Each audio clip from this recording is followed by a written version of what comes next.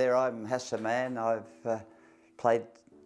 came to South Fremantle in 1969 as their coach and played 3 years with the club.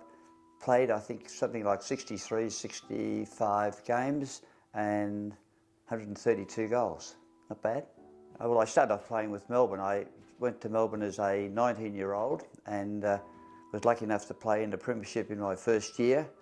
I won the best first year player in my first year. Won a Premiership in my second year with Melbourne and a third Premiership with Melbourne in my fifth year in 1964. And as we stand today, I'm still a member of the last Premiership side for Melbourne, which is quite a disgrace. I was then pursued by both South and also East Fremantle, and they invited me to come across here and at least talk to the clubs and to ascertain whether that I did have an interest, in fact, in coaching.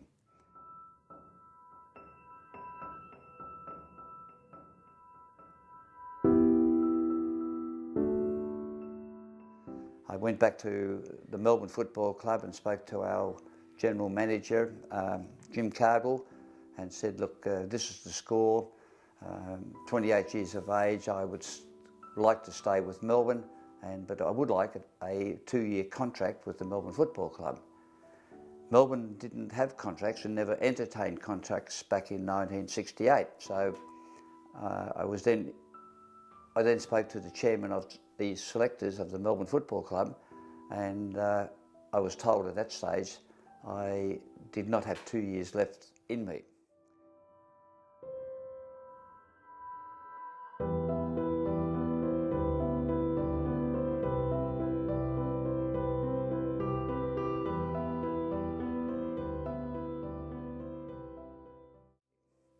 Which is a little bit alarming in that I'd won the best and fairest in 1968. 1967.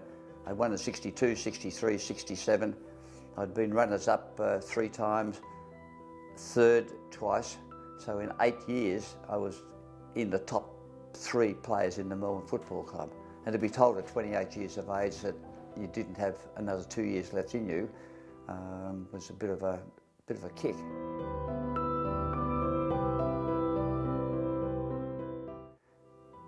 I thanked Melbourne Footy Club and said, well, you've just made up my mind that I will then go across and coach in Perth. And South Fremantle was the team or club that I'd selected to come to, which is something I certainly don't regret at all.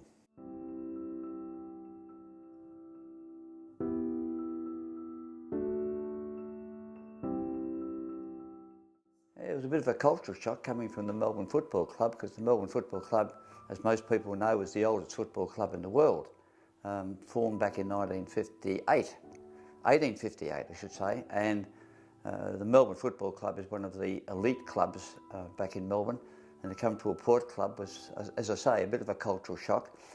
But the moment I met the boys here and the young boys and came here, I thought, well, yeah, I've made the right decision.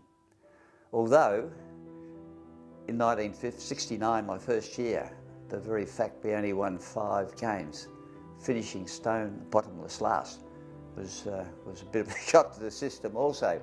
And it was then that I decided that if I was going to continue on, I had a 3-year contract with South Fremantle. I decided that if I was to continue as coach, then I wanted to be sole selector.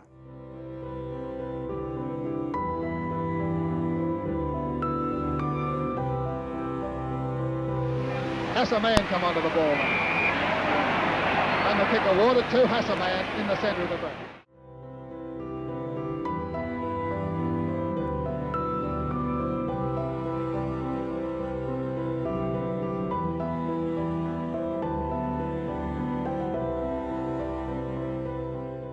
It was important that I get my team onto the ground, because in my first year I wasn't able to do that. And I can understand the reason why. I mean, there were a couple of selectors that were part of the selection group, and at that stage they had some thoughts on players and sets on players. And me, as a newcomer, thought that, well, you know, I see things differently to today, and I wasn't overly happy with some of the teams that were selected back in 1969. So I went to Ron Hart and said that if I am to continue, then I want to be sole selector, which didn't go over too well. They said you're putting your neck on the chopping block, which I was prepared to accept. They finally agreed, and second year's history, we go on and win a premiership with a team of boys, which was one of the great thrills of my career. When I woke up on a Saturday morning, Jane, it was one of those things that it was typical Melbourne weather. It was overcast, raining, cold, wintry, and I thought, this is, you know, the guys are looking down on me particularly. And then half time we were struggling. We were really struggling. And on the Thursday night, I was probably last in the shower, and who should be in the shower beside me was Big Tom.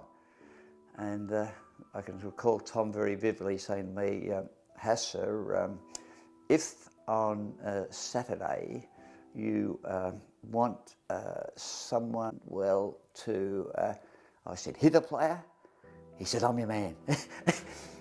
At half time at the game, we were struggling. We were probably a goal up or 10 points up, and I gave Tom a bit of a stare, only a stare, and then we went out after half time. Within the first 2 minutes of the game, we kicked a goal.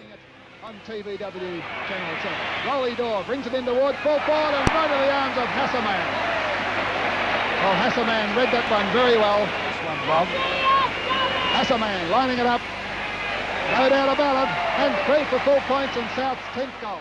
As we were running back to the centre, the crowd roared. And I looked back and here's Tom standing upright and Bobby Shields lying prostrate on the ground. I thought, what happened, you know, what happened? Ball was bounced, ball went down, we kicked another goal, crowd roared again. 33, Perth now 3 goals 9, 33 points to 27. There's the big crowd that's packed in here to Subiaco Oval to see the 1970 grand final. Same thing.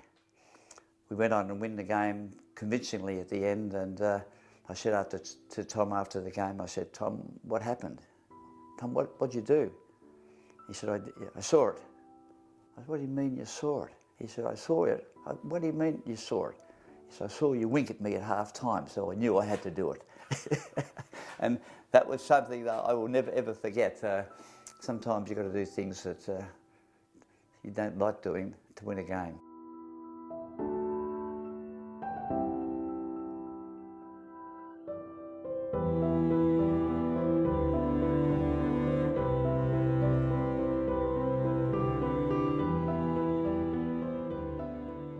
To me, it's a heart and soul club. It's the community that get behind the club here. I mean, I try and come back every 2 or 3 years, and I walk into the club and the faces that I see are familiar, but they're getting less and less.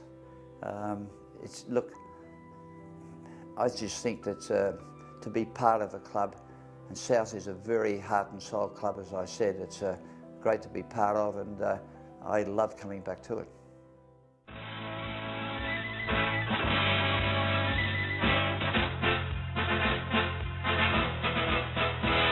We are the